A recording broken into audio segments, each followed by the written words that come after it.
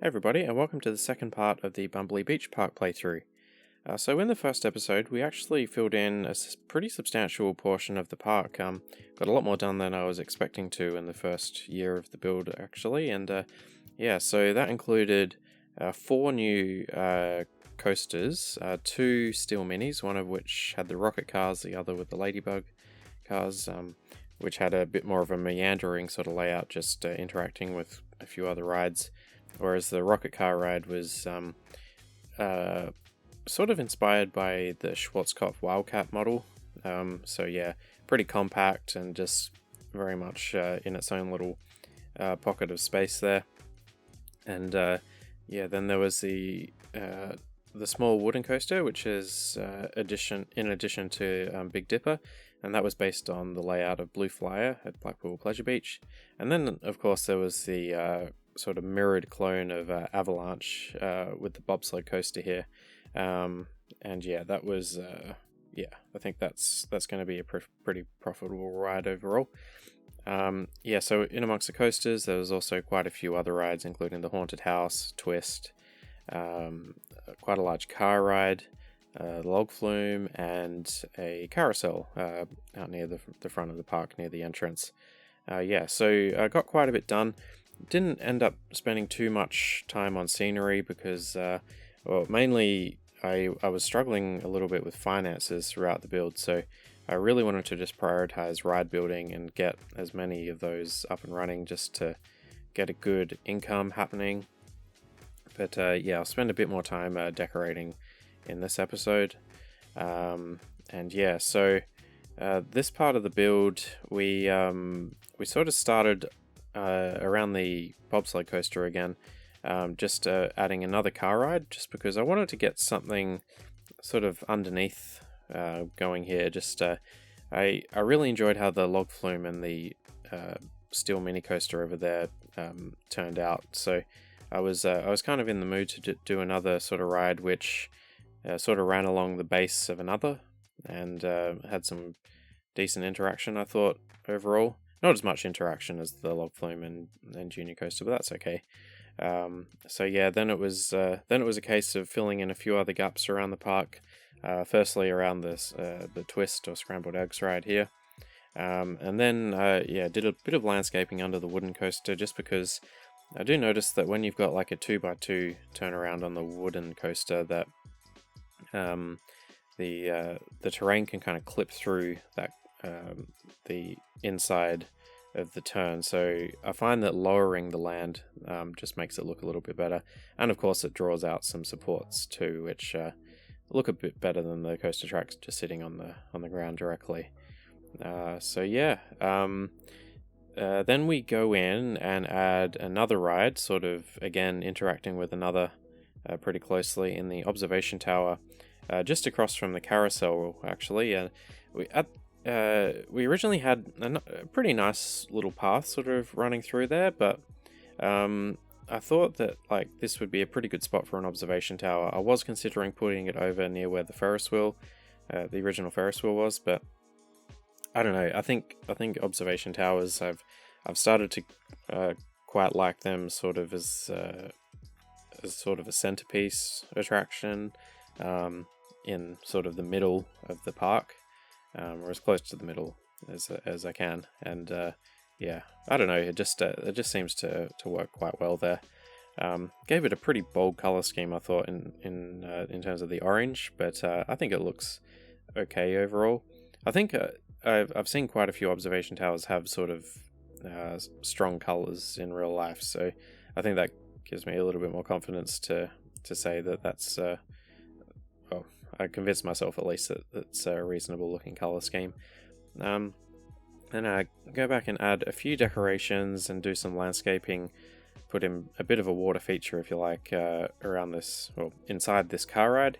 I was considering putting maybe a spiral slide in there, but it just wasn't going to work with clearances, and I could fit the ride and maybe the entrance and exit, but definitely no pathing around there, so I think it was easiest just to shove some scenery in there, do a little bit of decorating, which was fun to do. It was yeah, like I said before, I only did very limited decorating in the first part of the build.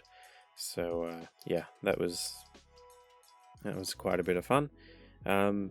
Shops and stalls are probably lacking a little bit in that department. Probably need to add a few more.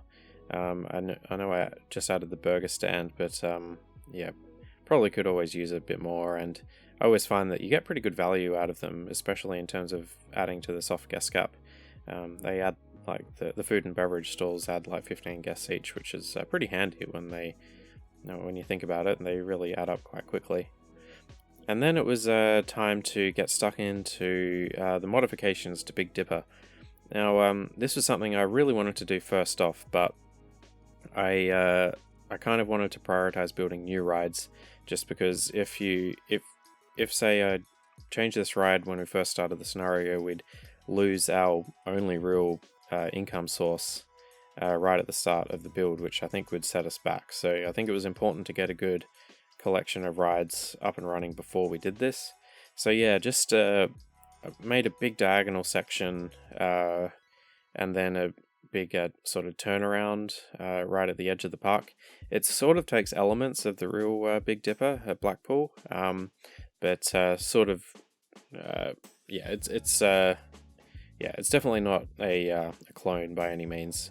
But yeah, the little section just after the station and the small lift hill and sort of pre-drop into the big lift hill, I think that's somewhat faithful, especially with the little use of S-bends there.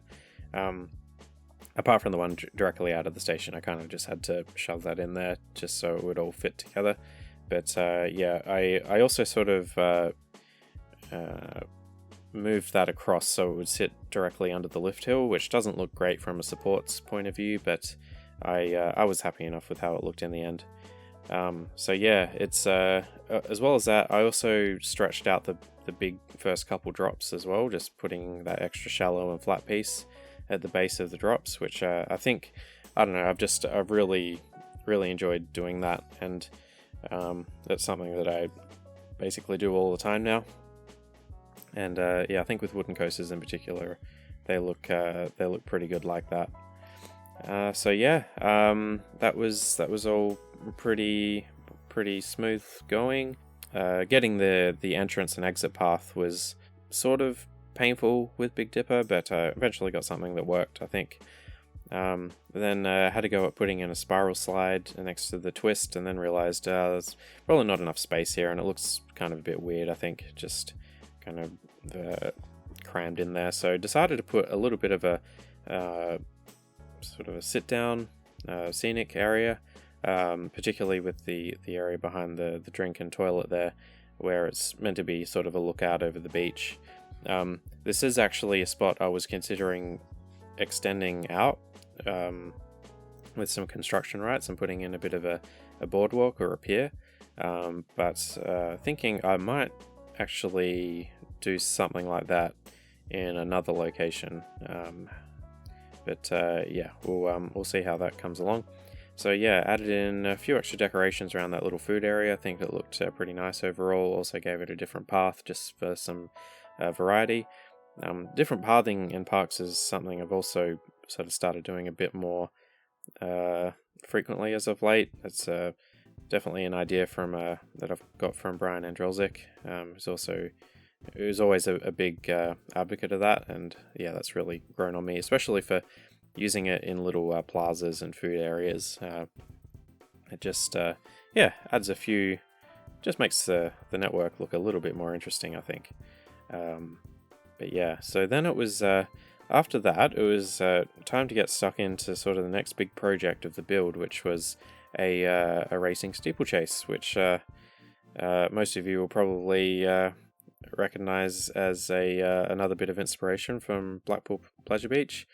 So yeah, it was a bit of a challenge working in such a small area, especially for a racing version of this, just because you're so limited on clearances, and yeah, basically I did play around with a few ideas off camera before I put this before I actually did the recording for this playthrough, just because it was I was so limited on options, or so limited on space, that I just really wanted to get something that I think looked okay, that would work here. So yeah, pretty happy with how it turned out. I was really wanting to get multiple lift hills in there, but again, the space just made that almost impossible. I probably could have worked one in there, but I don't think it would have looked that good. And I had to make a little bit of a adjustment, I guess, especially just with that last couple turns, the extra flat piece, just so I could have space for a queue and exit path. And even the queue and exit path was kind of annoying to shoehorn in here, but I think we got something reasonable looking in the end. Had to make a few changes here just to get another little bit of a plaza in. So ideally I would have wanted the exit lines sort of ending up in the same plaza here, just because I think that's probably a little bit more realistic, but ended up just making a separate sort of side path for the exits, and that's okay. I did find though that guests were continuously walking up there, but yeah, it's all good. It's they didn't end up getting lost or anything, but I would have preferred if they walked off somewhere else and spent money on rides or something, but that's all good. I suppose I could have used the no entry sign. I only just remembered that they exist. I probably should have used one of them, but it's all good. So yeah, the racing steeplechase was obviously very much inspired by the ride at Blackpool Pleasure Beach. You probably noticed that I started off with sort of one of the key elements of the ride rather than starting with the station platform. I really wanted to get that little bit of interaction going with Big Dipper, where I had one section sort of crossing over it, and then one bit going underneath it, and I think that worked out pretty well, to be honest. And luckily, that turnaround for Big Dipper, I had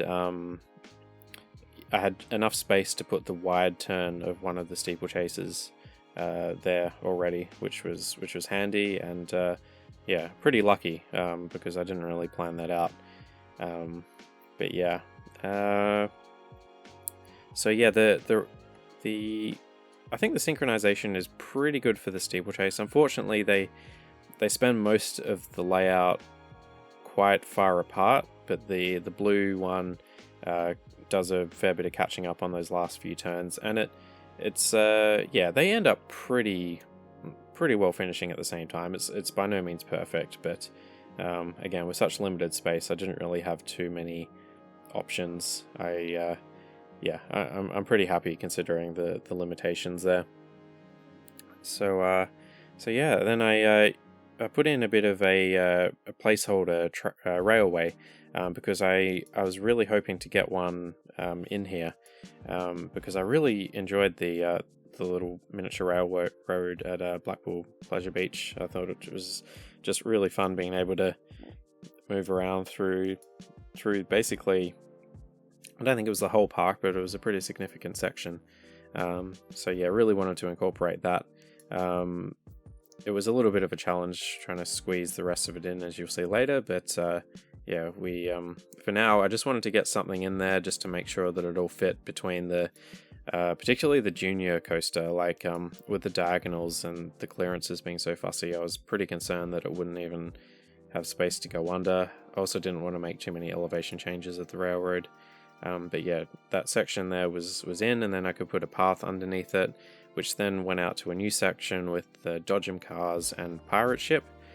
So yeah, that ended up working pretty well. It does mean a pretty long one-way path as a result, but I don't think it caused many issues pathfinding in the end, so I was okay with it. And since the park's so small, I don't think it wasn't really a huge concern overall. So yeah, after I got in those couple rides, which was good to increase the soft gas gap, I then go on a bit of a struggle with trying to get this railroad in. Had to make some sort of awkward adjustments to this pathing layout here, especially near the exit of the observation tower. I was hoping to make it look a little bit better than that, but yeah, overall it looks okay. And I've also kind of screened off some of the supports, or lack of supports, with a couple trees and shrubs that hopefully draw the eye away from it.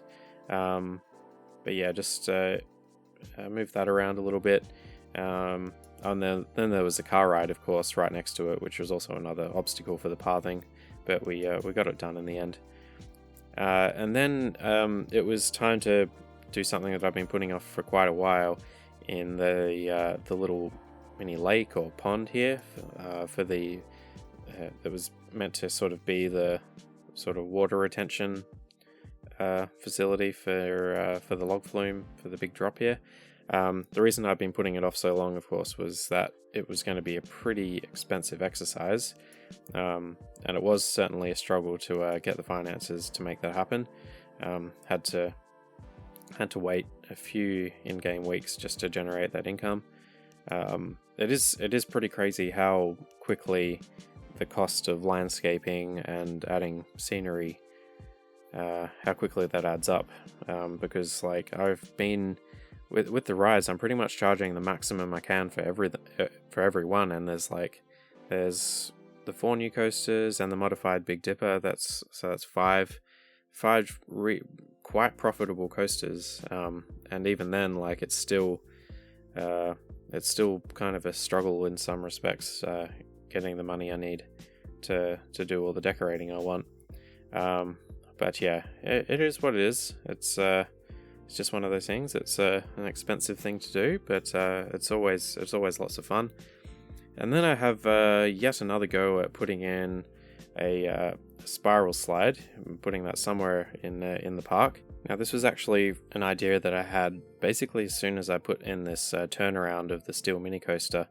Yeah, really wanted to get a ride in here, sort of at the base of the water, in between the path, and just sort of wedged in this big turnaround. And I just had to wait for, putting in the train and also putting in the water, of course. And so eventually made that happen. So the spiral slide ended up being a pretty decent option to make this happen. However, as you just saw here, ended up going with another ride in the Gravitron, because I think that was it's actually a more, I don't know, it just seems like a more fun option here. Having a bit of interaction with the log flume. It does come, like, there's only one tile gap between the log flume and the Gravitron, but I just really like the way the Gravitron looks here, and I think they look really good with a base of water at its feet. So another mind change for the spiral slide. I'm sure I'll put it in later on in the build though. But yeah, I think the Gravitron looks pretty decent there. So then I once that was all in, of course the pathing again is a little bit awkward out to the Gravitron. Just the clearances with the steel mini coaster meant I had to sort of move the pathing down and then back up again, and it was just kind of painful to squeeze in there. And then of course the queue line path, it actually clips away a lot of the drawn in supports of the coaster, so that's kind of why the path or the queue line ends or starts where it does, which is kind of in an awkward spot. But if I put just one more piece of queue path down, it would clip away 2 of the supports and the coaster would just look a little bit weird in that area. But having said that, there's already like 7 or 8 pieces of queue line for the Gravitron, so that's fine with me overall. Then it was time to finally finish off this railway, which was just sort of sitting as a placeholder for the last little part of the playthrough, but it was time to finish it off. So the main sort of features of the railroad were to go alongside the water here, sort of sitting next to the gravitron and then through underneath the steeplechase. But then I also wanted a nice long section sort of running parallel to Big Dipper, and I think the best way to do that was put in a large diagonal section right next to the diagonal section of Big Dipper. It did mean that it took up quite a bit of space as a result, but I still think it was worth it. And then of course the section where I needed to put the station platform needed a bit of modification. So I needed to somehow jam in the station itself wasn't too bad, but then the entrance and exit, I actually had to change Big Dipper again to make sure that I had the clearance available. Then I had to move around a few stalls to get the queue line in, and then I also had to do, basically I wanted to screen the pathing around underneath Big Dipper, because I didn't think it looked that good. So I ended up making somewhat of an entrance building just right in front of the park entrance, with the objective of making the entrance look a little bit more substantial, mainly, as well as screening that awkward bit of pathing for the miniature railway. I put in the miniature railway is sort of sitting one tile down against the main path, but that's just so when I have to go sort of underneath the path, I don't need to raise the path 2 tiles above the ground. I only need to raise the tile 1 off the main network. And so I did end up moving one of those little bits of entrance gardens on the right hand side there just to accommodate that. It looks a little bit awkward, but I think just with some trees and shrubs, I think it ends up looking okay, and it's there's nothing wrong with making things not completely symmetrical at times. But anyway, that's going to be just about it for this part of the build. Thank you all very much for watching, and I look forward to hopefully seeing you in the next video when we finish off Bumbly Beach. Alright, thank you very much, and cheers, bye.